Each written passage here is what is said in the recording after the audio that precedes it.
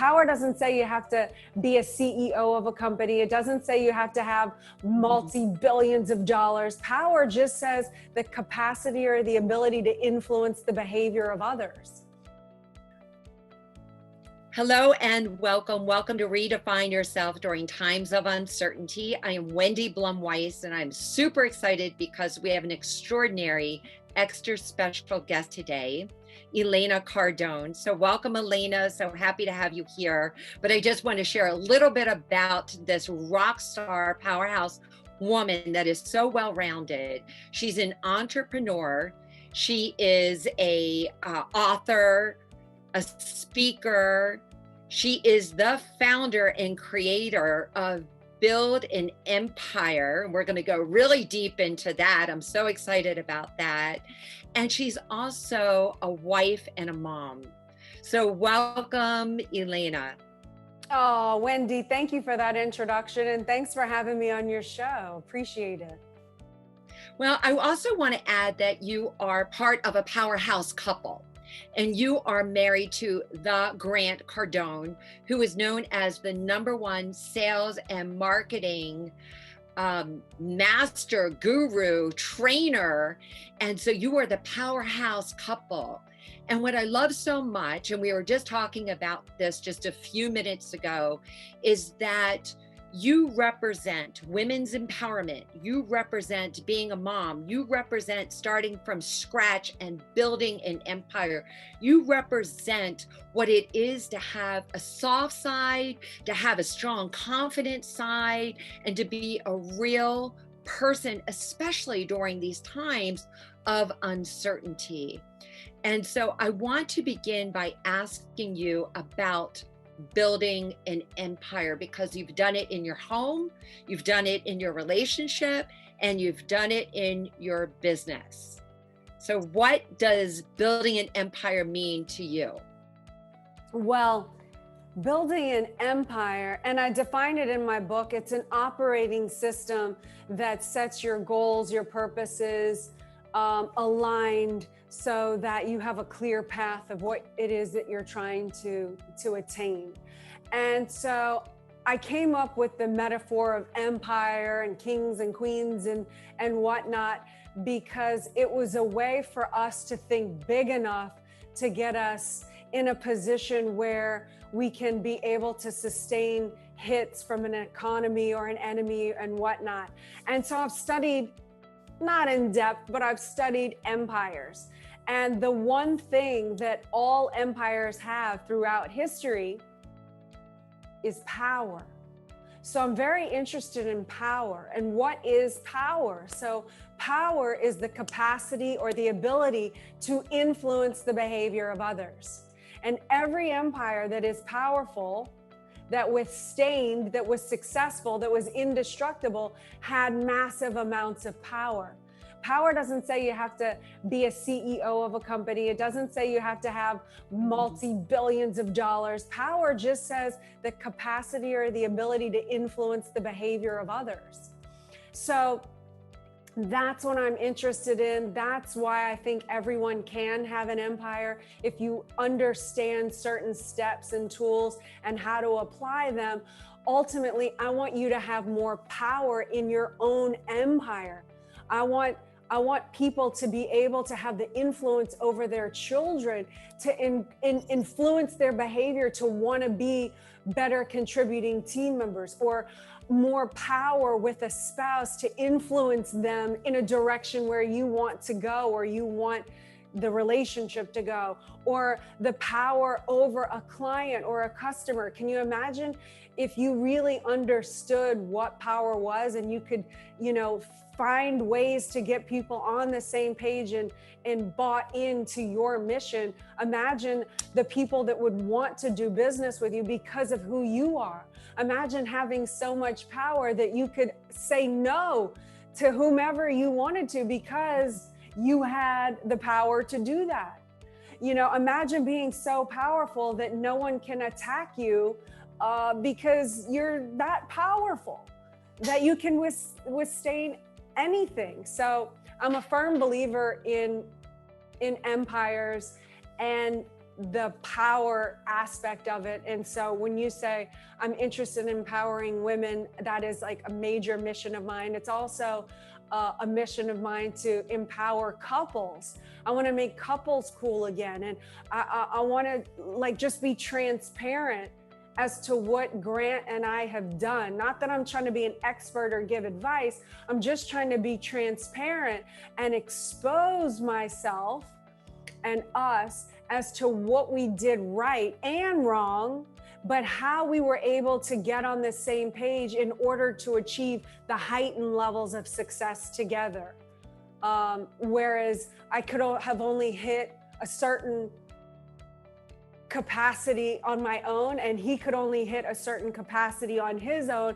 But when we finally got together and really figured out our strengths and weaknesses and dellied up who did what in order to hit those heightened levels of success, that's when we were able to really catapult into this new level of power and create this empire that we now have.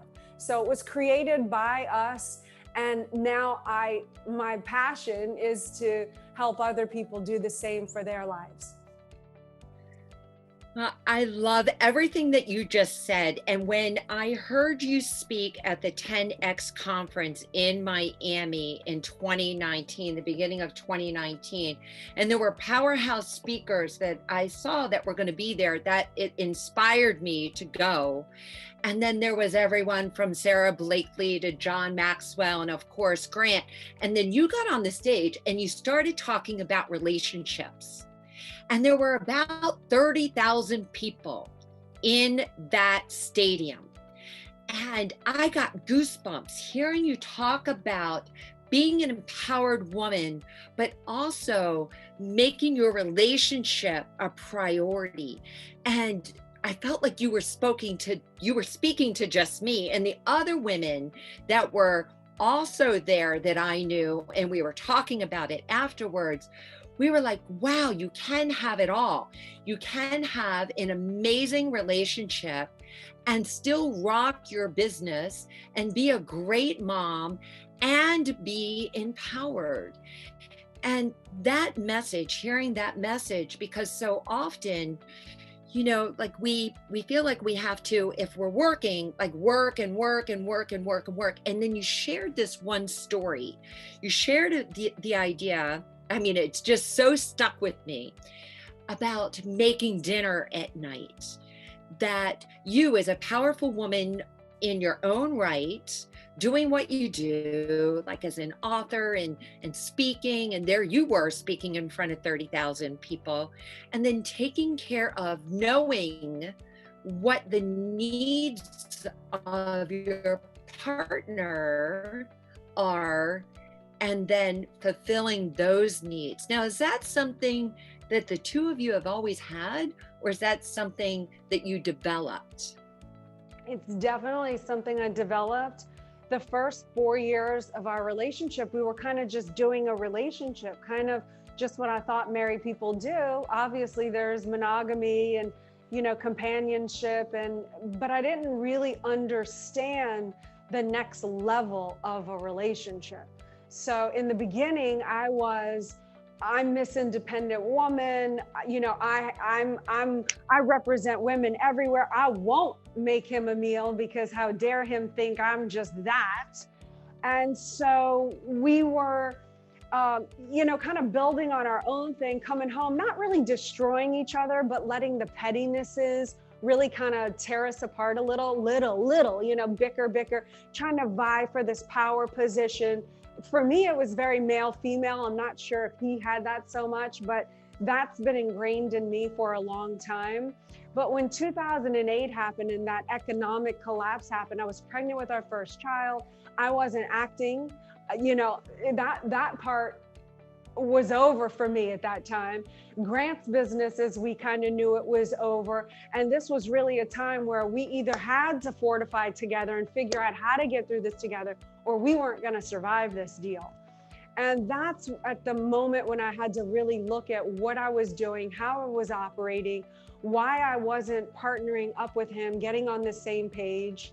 And out of that evolved okay, let's break down who does what based on our strengths and weaknesses, not male, female, and then we'll delegate. You get to be the boss of this area, this area, this area, this area, and this area, because you are a master at that. Grant is a master in business aspects. I mean, I can't compete with that. There's not many people on the planet that can compete with what he knows. He is master level black belt type. So he gets to be the boss of all that.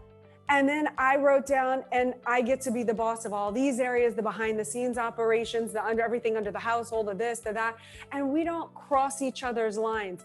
I know that if there's an out point in this area, then I have to like go handle it. I'm not going to have Grant come in and bypass me. We support each other's decisions. I support his decisions in business. He's the executive in that area. He doesn't need my approval. He doesn't need to run every decision by me, and vice versa on all of my areas. What that did was it eliminated all of the pettinesses, the stopping, trying to vie for the power positions, because I'm trying to get my departments up and running and viable and in power, you know, like thriving to where they can sustain on their own. And we did that for a main big picture, the big goal, which was to get us out of this situation, to get us to a place of financial freedom where we didn't have to depend on an economy ever again, where we could self-generate this. So we had big purposes.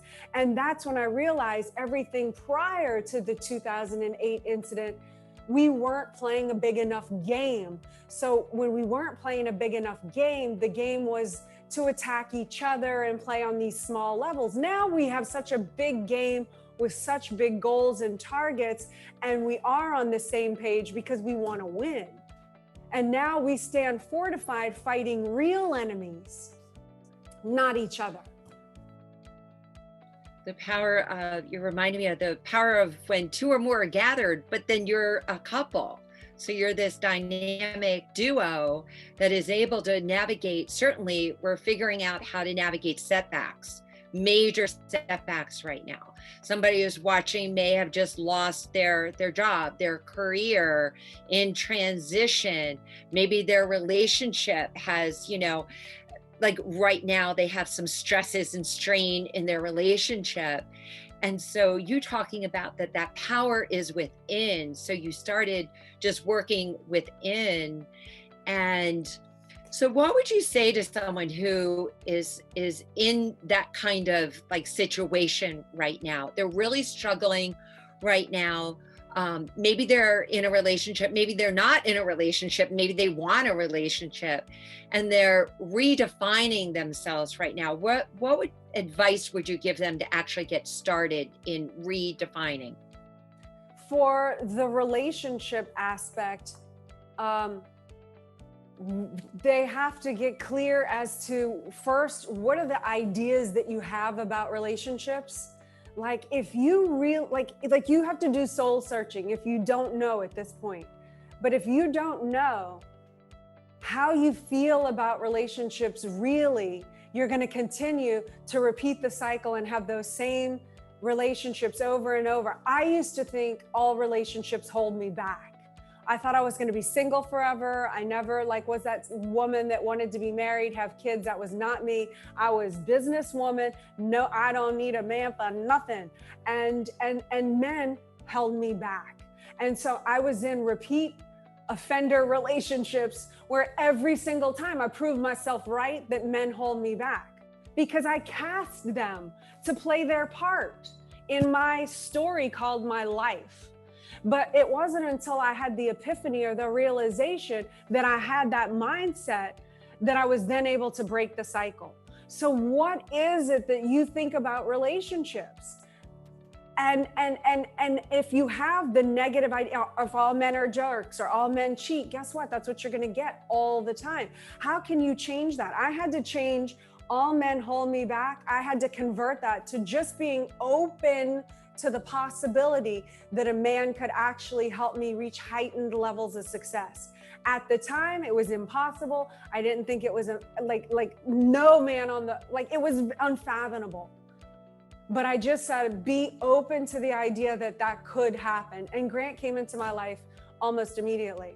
And, so the first thing to do is look at what it is you're saying about relationships. Are the men saying all women are psychos? Or what is it? And how can you convert that? And then being very clear as to what you want out of a relationship. Write down your list of all the things that you want in your ideal partner, so that when they do show up in your universe, you'll be able to recognize all of the character traits. So it's not like you're just going off of how you feel, this in love thing, or more of a looks kind of a thing. I always had my guy was going to be 6'2" with green eyes. So it prevented me from seeing Grant, who had all the other attributes on my list, except for the first two, which was 6'2" and green eyes. So it prevented me from seeing him for 13 months because I was looking for that. And so write down the list of everything that you want in the ideal partner, and then write another list of what that ideal partner would write about their ideal woman or man. And you write that down and then critique yourself. That's what I did back then. I looked at, what do I want? What would he want on his list? And then I saw all the areas where I needed to improve, or I was never going to show up in that man's universe. And I'm telling you, when you do those 2 easy little steps, write this list, write that list, you can see it better when it's in front of you. I have not heard about writing the other list of writing the traits that you want in your ideal partner, but then from their perspective, what would they write? From a man's perspective, what would they write? Or the ideal qualities that they would want in a woman, so that you actually have both perspectives, and then you could critique and look at. Right, because when I did this many years ago, I looked at my list, and first of all, I thought, if this man existed, I could be with one man for the rest of my life. Like, okay, I could be with that person. They would be my best friend, my whatever, my soulmate, my lover, my this, my that. I wrote over 100 qualities of things that I wanted on the list. And then I wrote, on his list, and that's where I had to confront myself. Because when you've never heard of the other side, because people write the list that they want, and then they look at it and say, well, I'm entitled to that, I deserve that, and blah, blah, blah, blah. Well, I don't know. That might not always be the case. For me, it wasn't. Because for this man, the honor, integrity man that I wanted to never cheat on me, from when, I had pulled that into also, I had that all men cheat thing. I looked at what he would write on the list, and what this man would have written on that list is he would want an honest woman, a dedicated woman, a woman who needs me, appreciates me, a woman who wants family, kids, this, that, who doesn't drink, who doesn't recreational drug use. This is many years ago, right? So I had to look at that list and say, out. I mean, I'm going to clubs at that time. I'm in my late 20s when we met. I don't want to be committed. I have this, I can do it on my own attitude. So I had to really work on myself to get myself up to a level where I would show up in this perfect guy's universe. Because I never was appearing in these guys' universes before, because I was always pulling in these guys, because that's the type of woman I was. Yeah, I love that. And now, would you also recommend a process like that for somebody that has had a setback in their career or in their finance? Everything. I will do it down to a nanny, an accountant, a housekeeper, anything. I do the same 2 steps. I do, what do I have that I think about it? I can't get a great quality person that would want to clean a house for me. And so I was going through housekeeper after housekeeper after housekeeper, and it was until I realized, no, I can get someone who really wants to see the success of my family, who knows I'm a good person, that I pay them well, they do a great job for me. I had to just be open to the idea that there are good quality people out there who do this job. So do that with anything. Your partner, what does your partner look like? What core values do they share? What are your ideas? Do you think there's no good help out there? There's no good employees? There's no good salespeople? What is it? And how can you turn it around so that you can be open to the idea of the good ones? And a lot of it is, hey, just fill up your pipeline so full that you have so many that you're not so hurt by a loss here and a loss there. And then again, go through the same list. You can write the list. What do you want out of, a housekeeper? What do you then write what they would want out of a job? They would want stability. They would want calmness. They would want to be treated with respect. They would want to, maybe if they're like me long-term, they would want to be considered part of the family. They would want, do you know what I'm saying? Like, yeah, I love this. You can do this for your job. You can do this for the career. You can what do kind of career you want, and then write it like what kind of employee do they want? Exactly. What kind of salesperson. So if you want a sales position and you want to make a certain amount of money and you want to have a certain kind of office. A salesperson, I want someone who's interested in money. I am not going to kid myself about that or have some idea that where other people have ideas, oh, money's bad, you shouldn't want to work for money and blah, blah, blah. Save that for all those people. Let them have those problems and not get.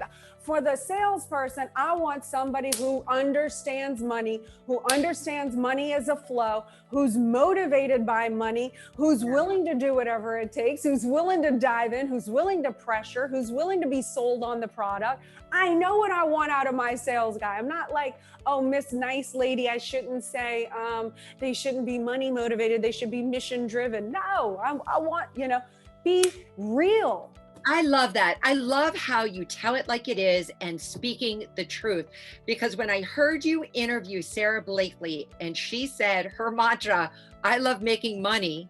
I love making money. I love spending money. I love giving money, but I love making money. And that's okay. And then I saw a post that you wrote recently talking about the same sort of thing, that an empowered woman as an empowered person, not just woman, as an empowered woman, as an empowered man, like it doesn't matter your background, as an empowered person, that you own these aspects of yourself. I just love that you represent this. And that is just true because it's true. Like that's what we want. It's true. Definitely. If we're going down the money road, definitely write down all the considerations that you've ever had about money, because I had so many. I thought I'd be a sellout if I had money. My friends wouldn't like me. I'm selling out to my true like punk rock kind of mentality, teenage mentality. Money makes you evil. Money's greedy. People won't like me. They'll put me in a category of, all those stupid, ridiculous things. Get them out. Confront them, find a way to change it, and then find a way, which Sarah said in that same interview. She said, the thing that I learned about money is money doesn't make you evil. Money makes you more of who you are. If you were a generous person before money, you're going to be more generous when you have money. If you were an a-hole when you didn't have money, you'll probably be more of an a-hole with money. It just kind of magnifies where you're really at. Yeah. Wow. Okay. So create that list in every area of your life. And this encompasses creating an empire. Yeah. An empire is about abundance. Okay. Abundancy and power is what is the stabilization of your life. If a farmer has to survive on 12 crops a year, and he only plants 12 crops a year and doesn't plan for the 6 that get wiped out during a pandemic, chances are he is not going to survive well on 6 crops. He certainly can't provide for his neighbor. So if you need 6 to live on, why aren't you planting 200 crops? That way, when the 20 get annihilated, you still have an abundance. You see, you can sustain the hit of the pandemic that wiped out a portion of your crops, and you can still have enough left over to where you can take care of your neighbor. So it's not only an abundance in finance and resources, but it's an abundance of people and courage and honor and integrity. And the more abundant you are in those areas and confidence, all of it, the more abundant you are, the better your chances of survival and even thriving during times when other people are withdrawing and shrinking. And some of the biggest opportunities, if you study history, some of the biggest opportunities are to be had when the masses are shrinking and retracting. If you can actually have an abundance of courage to put a financial risk at stake for something that you know will return on investment, which takes courage, an abundance of courage.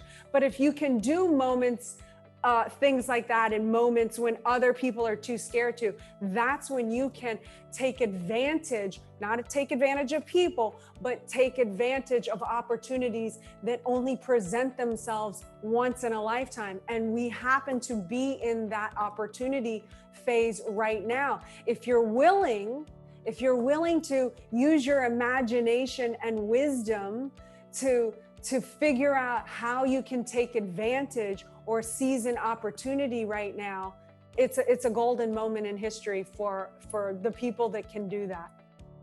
I agree with you that right now is the time. There are opportunities. You can see it as if there are opportunities everywhere, or you can see it as a woe is me. And right now is the time. That's right. To think about building an empire. Right now is the time. I saw that you're having a mastermind in Miami. You have your 10X ladies, and you have this fabulous group that meets on Wednesday nights, is to get yourself empowered, to get around other empowered women, and then follow the wisdom. You've done it. You've led the trail. Like, we don't have to reinvent it.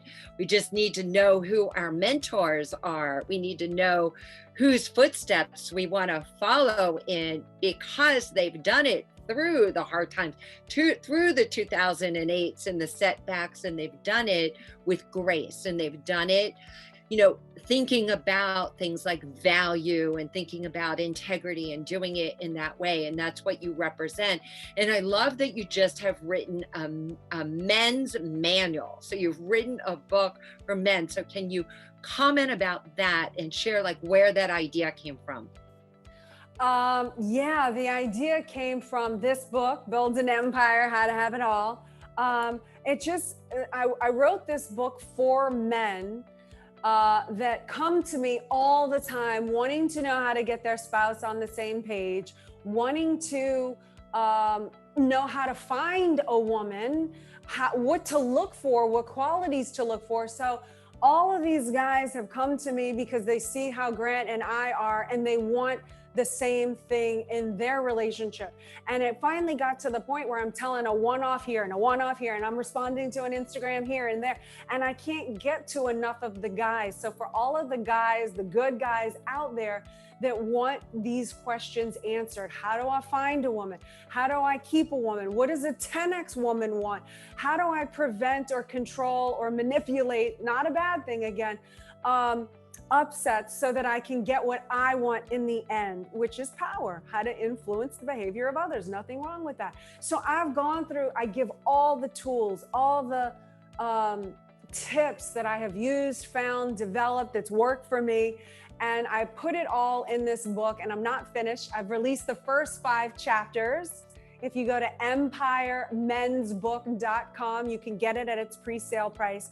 But I've put it all together for all of the men out there that are really interested in finding a powerful woman in order to not only love, that's a given, but in order to come together in a collaborated, coordinated effort for the purpose of achieving heightened levels of success together. That's it. I think that's the roadmap. So I'm so excited that my 2 sons are going to be one of the first, Daniel and Corey, to get a copy of that book.